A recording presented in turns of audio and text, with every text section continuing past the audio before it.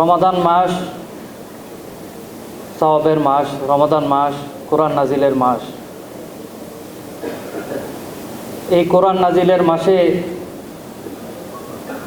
কোরআনের কথা যিনি বলতেন, আপনাদের প্রাণপ্রিয় কোরআনের পাখি, তাকে নিয়ে দু একটা কথা বলবো আমি।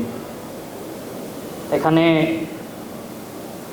উপস্থিত অনেক গুণীজন আছে, আমি বেশি সময় নেব না, সংক্ষিপ্ত আকারেই বলবো। আমি বাইরে থাকি,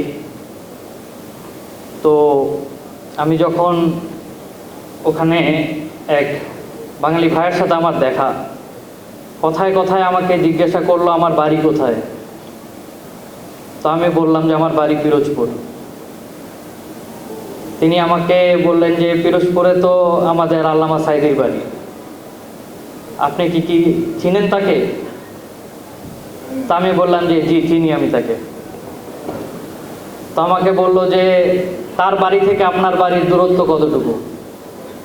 তো আমি বললাম যে কয়েক কদম হেঁটে গেলেই তার বাড়িতে তার রুমে যাওয়া যায়।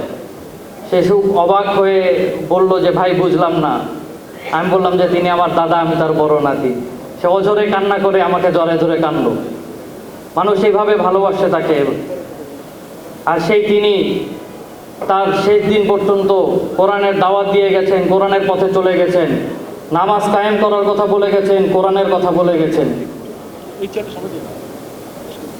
আপনাদের কাছে আমি দোয়া চাই আমার দাদার জন্য এবং আমার পরিবারের জন্য। আল্লাহ রাব্বুল আলামিন যাতে আমার দাদার স্বপ্নকে আমাদের মাধ্যম দ্বারা বাস্তবায়ন করাতে পারি, এবং সাথে আপনাদের সহযোগিতা কামনা করছি। আমাদের মসজিদ আছে, মাদ্রাসা আছে, আপনারা সাথে থাকবেন আমাদের ইনশাআল্লাহ।